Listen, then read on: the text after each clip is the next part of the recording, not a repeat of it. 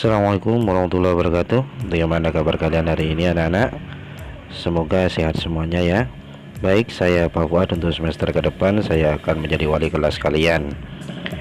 Sebelumnya kita akan bahas pembelajaran hari ini, yaitu tema 1, subtema 1, pembelajaran 1. Perhatikan gambar yang ada di pojok kiri atas. Apakah ada kegiatan memanfaatkan tumbuhan pada gambar? Ayo, apa saja? Kalau misalkan ada, apa saja ya kegiatannya? Mari kita cari tahu apa saja kegiatan yang ada pada gambar. Yang pertama itu ada kerbau dan sapi sedang makan rumput. Mereka memanfaatkan tumbuhan sebagai bahan makanan. Yang kedua ada anak-anak yang sedang bermain di bawah pohon. Mereka memanfaatkan tumbuhan untuk memperoleh oksigen atau memanfaatkan oksigennya. Yang ketiga yaitu 2 ekor kelinci yang sedang makan wortel. Mereka memanfaatkan tumbuhan sebagai bahan makanan. Untuk lebih lengkapnya, manfaat tumbuhan bagi kehidupan yaitu yang pertama sebagai penghasil oksigen dan mengurangi karbon dioksida. Yang kedua sebagai produsen atau pembuat makanan. Yang ketiga sebagai perangkap zat-zat pencemar dan limbah industri.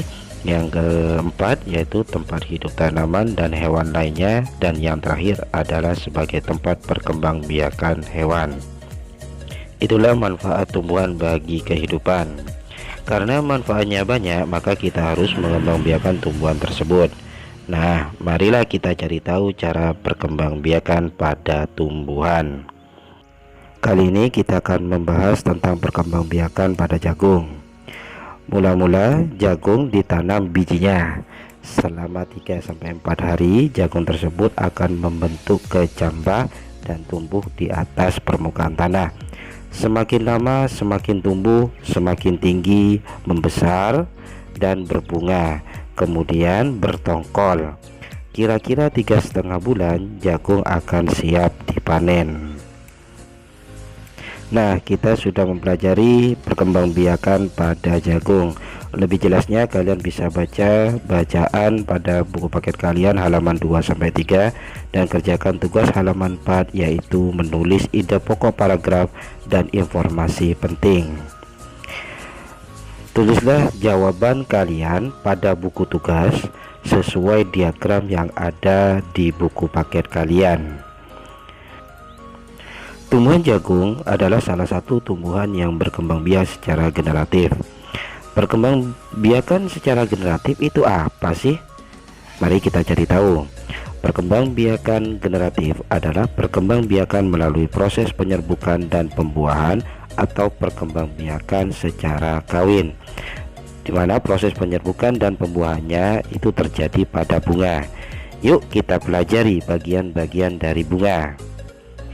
Bagian bunga yang pertama adalah tangkai bunga, bakal biji, tangkai putih, kepala putih, tangkai sari, kepala sari, mahkota bunga, kelopak bunga, dan terakhir adalah dasar bunga. Nah, tugas kalian yaitu cari satu bunga di sekitar rumahmu, kemudian gambarlah dan tulis bagian-bagian bunganya serta cara perkembangbiakannya seperti di buku paket kalian, yaitu halaman 6. Selain bunga jagung dan perkembangbiakan jagung melalui bunga yang sudah kita bahas serta bagian-bagian bunga, ada juga bermacam-macam bunga yang tumbuh subur di Indonesia. Salah satunya yaitu bunga sepatu dan bunga kamboja. Bunga sepatu dan bunga kamboja tidak hanya tumbuh subur di negara Indonesia saja loh anak-anak, tapi bunga sepatu dan bunga kamboja juga tumbuh subur di negara lain. Bunga sepatu tumbuh di Malaysia, biasanya digunakan sebagai pewarna dan di sana dikenal dengan sebutan bunga raya. Sedangkan untuk bunga kamboja sendiri itu tumbuh di negara Laos. Itu sama dengan yang ada di Indonesia, biasanya digunakan sebagai perlengkapan tari yang terdapat di Pulau Bali. Untuk di daerah Laos sendiri, bunga kamboja digunakan sebagai dekorasi keagamaan dan penyambutan tamu. Nah, Kalian tadi sudah dapat sedikit informasi bahwasanya tumbuhan yang ada di Indonesia juga dapat tumbuh di negara lain, seperti halnya Malaysia dan Laos tadi. Mari kita pelajari kenapa tumbuhan yang ada di Indonesia bisa tumbuh di negara lain. Ternyata banyak negara yang kondisi geografisnya itu sama dengan Indonesia loh anak-anak, sehingga tumbuhan-tumbuhan yang ada di Indonesia juga dapat tumbuh di negara lain. Nah, negara mana sajakah yang kondisi geografisnya itu sama dengan Indonesia? Nih, Bapak perlihatkan sebuah peta kepada kalian semua. Di peta ini terdapat negara-negara yang mempunyai kondisi geografis yang sama dengan Indonesia. Di antaranya ada Myanmar, Laos, Thailand, Vietnam, Filipina, Kamboja, Malaysia, Brunei Darussalam, dan Singapura. Perlu kalian ketahui, meskipun berbeda negara, namun negara-negara tersebut memiliki persamaan dalam kehidupan sosial dan budaya, sehingga negara yang kita sebutkan tadi itu membentuk suatu organisasi yang bernama ASEAN. ASEAN ini sendiri adalah Persatuan Negara-Negara se-Asia Tenggara. Nah, mari kita pelajari kehidupan sosial budaya masyarakat ASEAN. Yang pertama adalah negara Brunei Darussalam. Di Brunei terdapat desa terapung yang disebut dengan Kampung Anyar. Pada tahun 1400, Kampung Anyar sempat menjadi pusat pemerintahan loh, di mana budaya Brunei banyak dipengaruhi oleh ajaran Islam dan penduduknya adalah orang Melayu. Kata Brunei sendiri berasal dari kata Nah Baru yang diucapkan oleh awak ala Betatar penemu negara ini. Kata Darussalam berarti tempat yang damai. Selanjutnya kita beralih ke Malaysia. Di Malaysia terdapat patung Dewa Murungga, di mana merupakan patung yang tinggi sekali yang berukuran 42,7 meter. Patung ini terletak di Batu Cafes, yaitu gua yang merupakan salah satu kuil Hindu di luar India yang paling populer.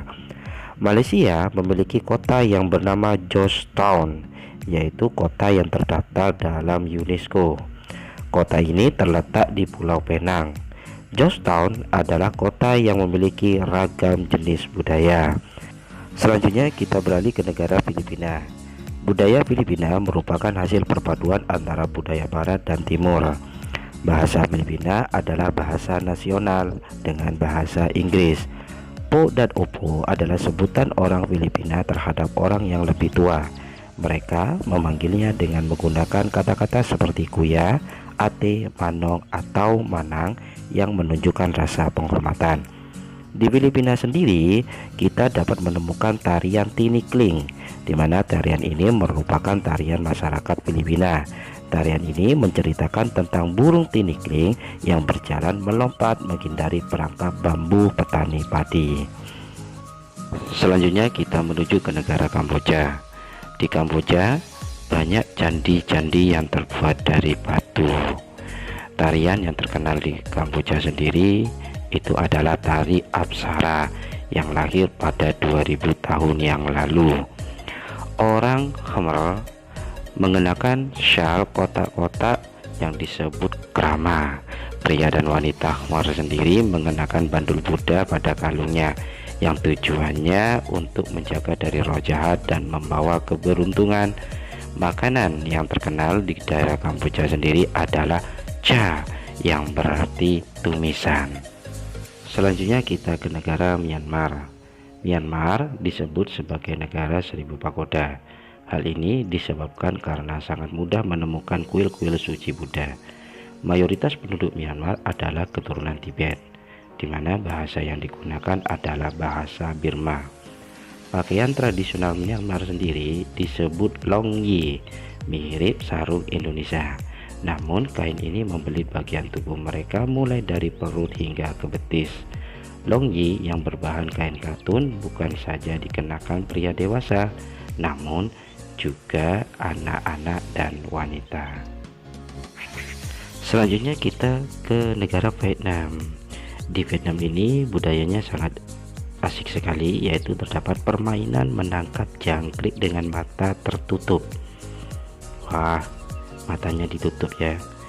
Nah, dimana anak-anak yang berada di tengah lingkaran matanya ditutup kain dan menangkap salah satu teman dan menebak namanya. Di Vietnam sendiri, baju khasnya yang terkenal disebut dengan Áo Dai. Topi caping pun banyak ditemui di sana. Biasanya di sini topi caping itu digunakan oleh para petani yang untuk pergi ke sawah biar tidak kepanasan. Orang Vietnam gemar duduk di dingklek. Apa itu dingklek? Dingklek yaitu kursi yang sangat pendek. Selain itu, orang Vietnam sendiri mayoritas orangnya itu memiliki nama keluarga yang sama, yaitu nama keluarga Nguyen. Kemudian kita ke negara Laos. Nama Laos berhubungan dengan nama penemunya, yaitu Ai Lao. Hampir sama ya. Dimana orang Laos terkenal kesabaran dengan kesederhanaannya. Olahraga tradisional di Laos adalah Katau, seperti olahraga bola voli, namun menggunakan kaki untuk menangkap dan memukul bola. Bola terbuat dari anyaman bambu. Kalau di Indonesia seperti sepak bola takraw itu. Tahun baru Laos disebut dengan Bun Pi Mai. Baik, selanjutnya kita ke negara Singapura. Singapura memiliki lambang negara yaitu merlion. Merlion adalah patung berkepala singa dan berbadan ikan. Menurut mitos di Singapura, bahwasanya dahulu kala adalah kampung ikan, di mana kampung ini bernama Temasek yang berasal dari bahasa Jawa yang artinya lautan. Kalau Maduranya Tasek mungkin ya. Baik, selanjutnya kita beralih ke Thailand. Thailand adalah satu-satunya negara di Asia yang tidak pernah dijajah bangsa Eropa. Thailand dalam bahasa Thai adalah Pratet Thai yang artinya tanah kebebasan. Indonesia dan Thailand memiliki tradisi unik, yaitu sama-sama memiliki tradisi minum teh. Tapi di Thailand teh disajikan dengan susu dan rempah-rempah. Teh tersebut dinamakan Thai Iced Tea dan disajikan dingin.